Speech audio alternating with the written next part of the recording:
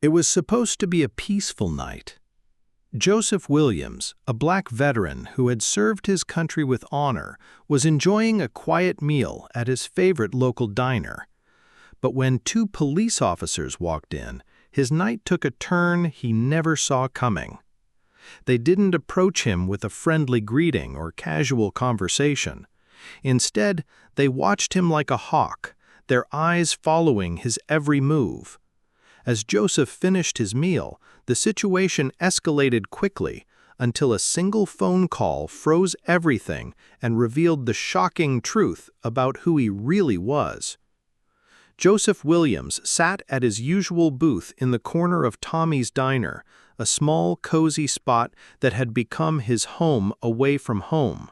It was a place where he could escape the world for a while, a refuge where the world outside didn't seem so harsh. A steaming cup of coffee sat before him, the faint aroma filling the air. He glanced around the diner, recognizing a few familiar faces, locals who shared the same need for comfort and quiet.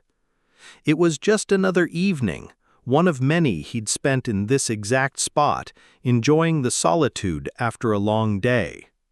But that peace was about to be shattered.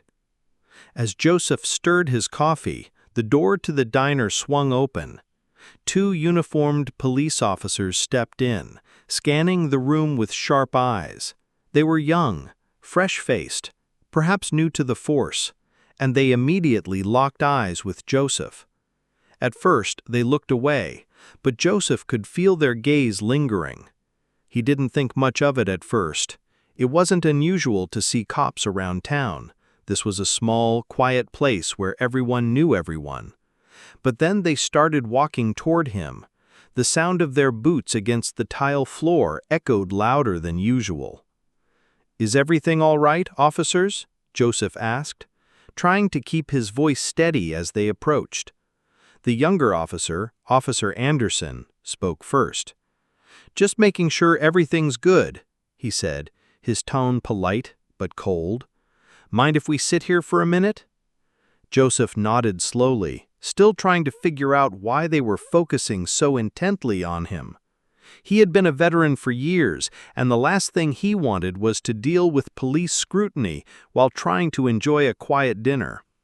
But before he could protest, the officers sat down at his booth, flanking him on either side. As they sat, the tension grew palpable. Joseph's heart skipped. The question was loaded, subtle, but loaded with implication.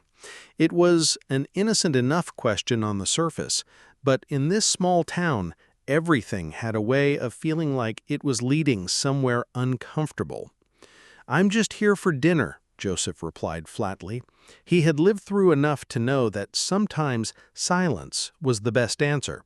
Officer Ramirez, the other cop, glanced at his partner, then back at Joseph. "You know, we've had some complaints about some people hanging around here. You're not causing trouble, are you?" Joseph's patience was thinning. He wanted to say something, but the last thing he needed was to make a scene. "No, officer," he said, his voice calm but firm. "Just here to eat." The officers continued to stare at Joseph, their eyes flicking up and down, sizing him up. They weren't being overtly threatening, but their presence was like a storm cloud hanging over him, ready to rain at any moment. After what felt like an eternity, Officer Anderson stood up. "We'll need to check your ID, sir." Joseph's heart began to race. He had nothing to hide. He was a veteran and a law-abiding citizen, but the questioning was growing more intense. He reached into his jacket pocket for his ID, his fingers tightening around the ID. "I'm just trying to enjoy my meal," he said, his voice still steady but now tinged with frustration. Before Joseph could hand over his ID, the door to the diner opened again. A quiet ring of a phone cut through the tension in the room. The phone call came through on Officer Anderson's radio, his hand hovering near his pocket. He glanced at his partner before picking it up. "Yeah?" Anderson spoke into the radio, his voice still calm, but his demeanor suddenly alert. Joseph couldn't hear the full conversation, but he could see the shift in the officer's body language. The cocky confidence in his posture disappeared as he listened intently. The call lasted for only a few seconds, but when Officer Anderson hung up, he looked at his partner, his face pale. "We need to go, now." Anderson's voice shook slightly. The officers quickly stood up from the booth, their earlier attitude gone. They began to back away from Joseph, their expressions now filled with uncertainty. "Sorry for the trouble, sir," Officer Ramirez said, his voice almost apologetic. We got the wrong impression. We'll take care of this and let you finish your meal." Joseph's brow furrowed. What was happening? "Is something going on?" Joseph asked. The diner was once again quiet, but the unease hung in the air. Joseph sat there, still unsure of what had just occurred. The other customers had been watching the interaction, whispering among themselves, but no one seemed willing to speak up. As Joseph paid his bill, the waitress approached him with an apologetic smile.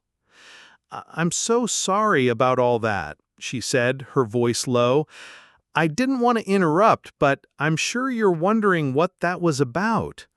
Joseph nodded. "Yeah, I am. What was that all about?" The waitress leaned in, her voice barely above a whisper. "You see, the officers, they didn't know who you were." She paused before continuing. "The phone call they got just now? It was from the chief of police." Joseph's confusion deepened. "Why did the chief call them?" The waitress's eyes widened. "Because you are Joseph Williams, right? The war hero? The billionaire tech entrepreneur?" Joseph blinked. "What?" "The chief's been trying to track you down for months. You've been helping to fund initiatives for veterans' rights in the area. But they didn't know who you were. The officers thought you were just another person to hassle." Joseph's jaw dropped. He had kept a low profile in town after his successful tech ventures, trying to live a quiet life away from the limelight. But now it seemed the truth had finally come to light in a way he hadn't expected. The phone call from the chief had confirmed his identity, and suddenly the officers' attitudes shifted. They had been so quick to judge him based on his appearance, completely unaware of who he really was. The realization left Joseph with mixed feelings: anger, frustration, but also a sense of relief. Later that evening, Officer Anderson returned to the diner, this time alone. He approached Joseph, who was still sitting at his booth, contemplating everything that had happened. "Mr. Williams, I just wanted to apologize," he said, his voice sincere. "I'm truly sorry for the way we treated you earlier. I should have recognized you, but we let our assumptions get in the way." Joseph looked up at the officer, his expression unreadable. "It's not the first time my appearance has gotten me into trouble." Anderson nodded, his face showing signs of regret. "That won't happen again. We've all learned a valuable lesson today." As the night wore on and the diner emptied, Joseph sat there in silence, reflecting on the events that had unfolded. He had served his country, created a successful business, and yet he had been reduced to being judged by his appearance. But what stood out to him wasn't the prejudice. It was the phone call, the moment when everything changed. For Joseph, it wasn't just about the way he was treated by the police. It was about how people had failed to see him for who he really was, and how one quiet phone call had turned everything around. What do you think about Joseph's experience?